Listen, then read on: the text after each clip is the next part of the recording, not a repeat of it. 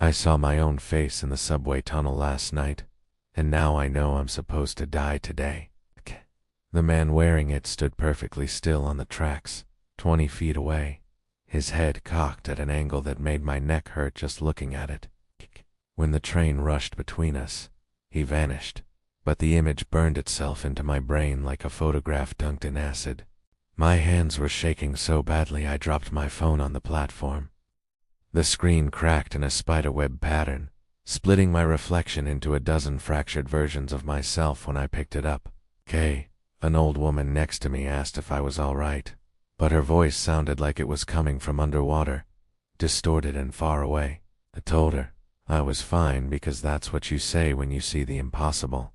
The thing is, I recognize more than just my face. He was wearing my leather jacket, the one I thrifted 3 years ago with the broken zipper I never fixed. Same rip in the left knee of his jeans from when I caught it on a fence in college. Even the scar above his right eyebrow, shaped like a fishhook from when my brother pushed me off the swing set when I was 7. Every detail perfect, down to the way my hair falls across my forehead when I forget to use gel. I didn't go home that night. Something primal in my gut told me that going back to my apartment would be like walking into a trap, like a mouse heading straight for the glue board. Instead, I checked into a motel on the outskirts of the city. It's the kind of place that rents rooms by the hour and doesn't ask questions. The clerk barely looked at me when I paid cash, his eyes glued to a small TV playing static-filled reruns. The room smelled like cigarettes and chemical air freshener trying desperately to cover up something worse. I pushed a chair against the door and sat on the bed, staring at the peeling wallpaper until my eyes burned. Sleep felt dangerous, like closing your eyes in a room full of wasps. Every car that passed outside made my heart slam against my ribs. Around 3 in the morning, someone knocked on my door. It's not a normal knock, not the kind the front desk would do. It was rhythmic, deliberate, the same pattern I use when I knock on my sister's door to annoy her. It's 3 quick raps, pause, 2 slow ones. Nobody else knows I do that.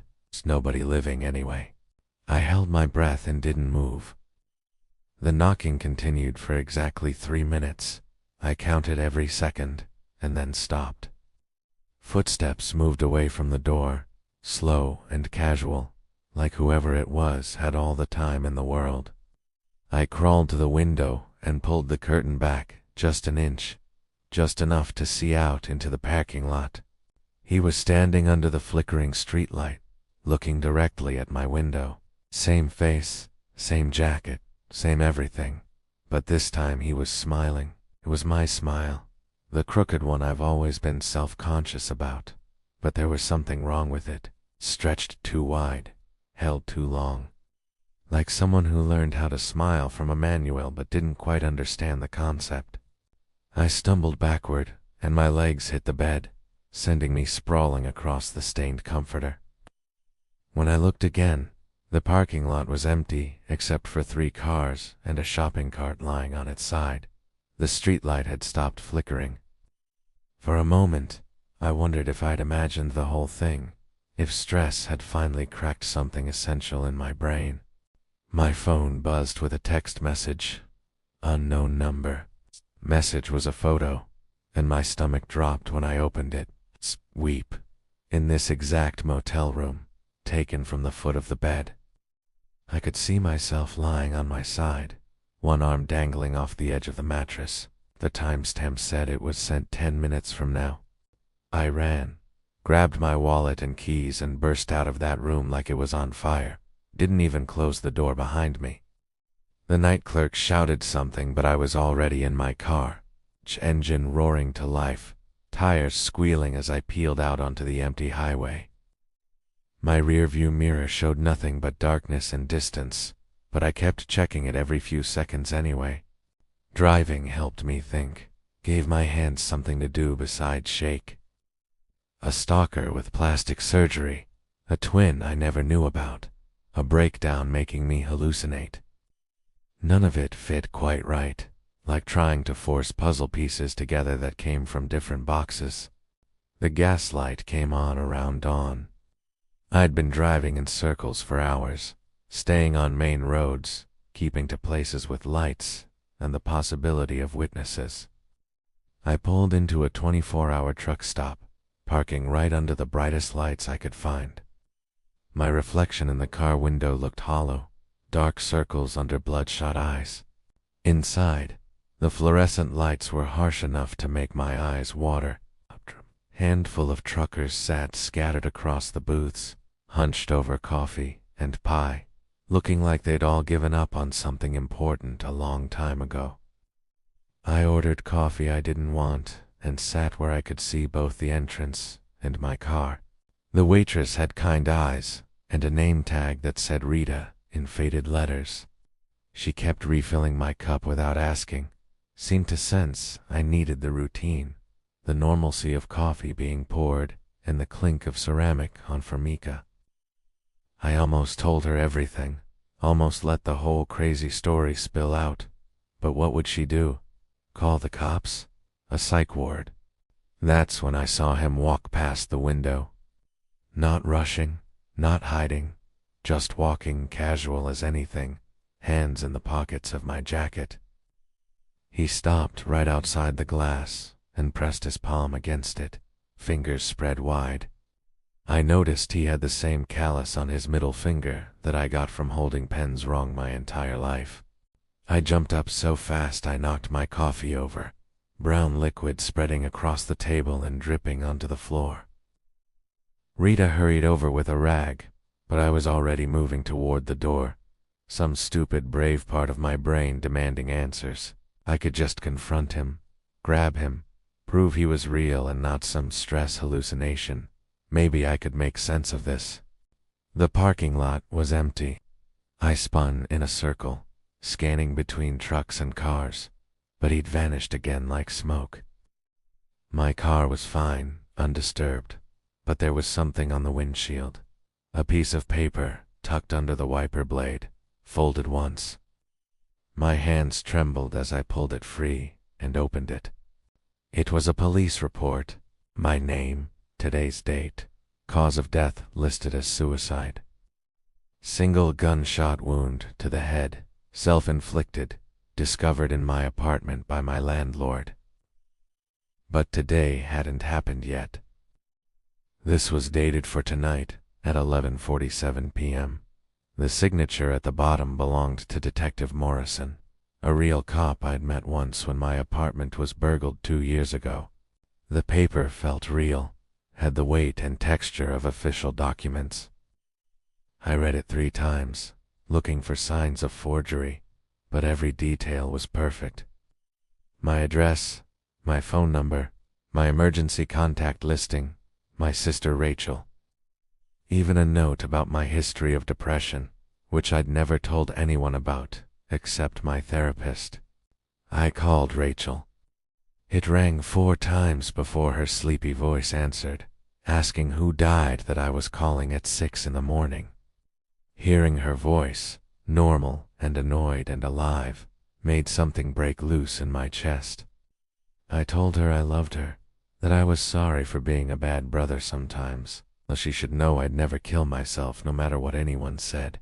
She got serious then, asked where I was, told me to stay put, and she'd come get me. I gave her the name of the truck stop and sat on the curb next to my car, phone gripped in my hand like a lifeline. The sun was coming up, painting the sky in shades of pink and orange that seemed obscene given the circumstances. How dare the world be beautiful when something was hunting me with my own face? A truck pulled up, not Rachel's car. The driver climbed out and I felt my reality tilt sideways again because it was me. Older, maybe 50 or 60, with gray streaking through my hair and lines carved deep around my eyes, but unmistakably me. The same nose I got from Dad, the same stupid ears that stick out too far. He sat down next to me on the curb, close enough that our shoulders almost touched, a T. When he spoke, his voice was mine, but weathered, roughened by years of cigarettes. I hadn't started smoking yet. He told me he didn't have much time, that the loop was closing, and he needed me to listen carefully. According to him, I'd die tonight. Always have, always will, caught in some kind of temporal knot tied around this specific date. He was a version of me that survived, that somehow slipped through a crack in the pattern, but surviving came with conditions. He had to exist outside the timeline, watching the loop repeat, trying to find a way to break it. The man in the mask was another me, one that died differently, violently, murdered instead of suicide. That version was angry about it, broken by it, and wanted to make sure all timelines led to death. A failed version trying to guarantee all other versions failed too. The mask was his face, my face, before someone caved it in with a tire iron in some other version of tonight. I asked him how to stop it. The older me shook his head, said he'd tried everything across hundreds of loops, and nothing worked. But timeline had momentum, weight, and it wanted me dead at 11:47 p.m. today. Fighting it directly only made it worse, brought more versions of me crawling out of the cracks, each one more damaged than the last. But there was a chance, one option he'd never been able to test.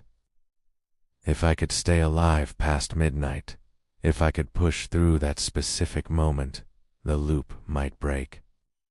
The catch was that the closer I got to 11:47, the harder the timeline would push back. Reality itself would bend to make sure I died on schedule. He stood up and looked at me with eyes that held decades of exhaustion I couldn't comprehend. He told me he was rooting for me, that maybe I'd be the one to finally break free. Then he walked behind his truck, and when I followed seconds later, he was gone. The truck was gone too, just empty asphalt and an oil stain shaped like a question mark. Rachel arrived 20 minutes later, and I'd never been so happy to see another human being. She hugged me tight enough to crack ribs, smelling like the vanilla shampoo she'd used since high school. I tried to explain everything in the car, but it sounded insane even to my ears. Doppelgangers and time loops and prophecies of death. She listened though, didn't interrupt, didn't tell me I was crazy. We went to her place, and she made breakfast while I showered, washing away the sweat and fear of the past 12 hours. Clean clothes, borrowed from her husband, hung loose on my frame. For a few hours, sitting at her kitchen table watching her kids eat cereal and argue about cartoons, I almost felt normal. But when I checked my phone, I had 17 missed calls from my own number. No voicemails, just the calls, each one placed exactly 11 minutes apart. I showed Rachel and watched the color drain from her face. She asked what we should do, and I realized I'd pulled her into danger, that my proximity might make her a target. I left while she was in the bathroom, took her car keys and drove off before she could stop me, before whatever was hunting me could use her as leverage. It was 2 p.m., still hours until 11:47, but I could feel time pressing down on me like a physical weight. Every red light felt deliberate. Every close call in traffic felt orchestrated. The masked version appeared in my back seat when I stopped at a red light. I saw him in the rearview mirror, just sitting there, head tilted at that wrong angle. His mask was cracked now, and I could see raw meat underneath, bone fragments catching the light. He reached forward and touched my shoulder, and I felt cold radiate through my entire body. I swerved into oncoming traffic, horns blaring, metal crunching as I sideswiped a sedan. My car spun out and jumped the curb, slamming into a fire hydrant in an explosion of water and steam. When I turned around, the back seat was empty. My shoulder still felt cold where he'd touched me. The cops came. Paramedics too. Everyone asking if I was all right and what happened. I told them a dog ran into the road, that I swerved to avoid it, because the truth would get me committed. They checked me for injuries, and found none, not even a bruise, which seemed to puzzle them. A towel was totaled though, who'd crumpled like paper. I walked away from the accident scene while they were distracted with paperwork. Just walked off down the street, hands in my pockets, trying to blend into the afternoon crowd. My phone said 6:33 p.m., 5 hours and 14 minutes until the moment I was supposed to die. The city felt hostile now, every reflective surface a potential ambush, every stranger's face suspect. I saw myself everywhere, in windows and mirrors and the blank screens of phones. Some of the reflections moved wrong independently, turning to watch me when I should have been turning away. I found myself at the old playground where I broke my eyebrow, the swing set still there after all these years. Sat on the same swing my brother pushed me from, dragging my feet through the dirt underneath. A memory of that day came back vivid and sharp, the moment of falling, the helpless terror before impact. The sun set in shades of purple and red that looked like bruises. I watched it disappear behind buildings and felt each minute tick by like a countdown to execution. Other versions of me started appearing in the playground, standing at the edges, watching. Young me's, old me's, injured me's, all waiting to see what would happen at 11:47. At 11:30, I understood what I had to do. The older me said fighting the timeline made it worse. That resistance brought more versions crawling through, so I stopped fighting. I walked to my apartment, the place the police report said I'd be found, climbed the stairs to my door and went inside. Everything was exactly as I'd left it yesterday morning. Coffee cup in the sink, unmade bed, jacket thrown over the back of the couch, except there was a gun on my kitchen table that hadn't been there before, black and heavy and inevitable. The timeline providing the means for my prophesied end. I sat down across from it and watched the clock on my microwave count down. 11:42, 11:43, 11:44. The gun sat there like a loaded question. Every version of me I'd seen today had been running, fighting, trying to escape. Maybe that was the trap. Maybe the loop existed because I always ran. At 11:46, I picked up the gun. It felt cold and solid and real, heavier than I expected. I thought about everything that led here, every choice and chance that built the path to this moment. Thought about my sister and her kids, my parents, the life I'd lived that was about to end. At 11:47, I put the gun down and walked out of my apartment. Left it there on the table and went out my door, down the stairs, into the street. Its clock ticked over to 11:48 and nothing happened. No cosmic intervention, no reality collapse, just a city at night and me still breathing. My phone buzzed one last time. A text from an unknown number, just 2 words. You're free. I looked around for any version of myself, masked or otherwise, but the street was empty. The weight I'd felt all day lifted, the pressure released, and I knew somehow that the loop had broken. I don't know which version of me sent that text.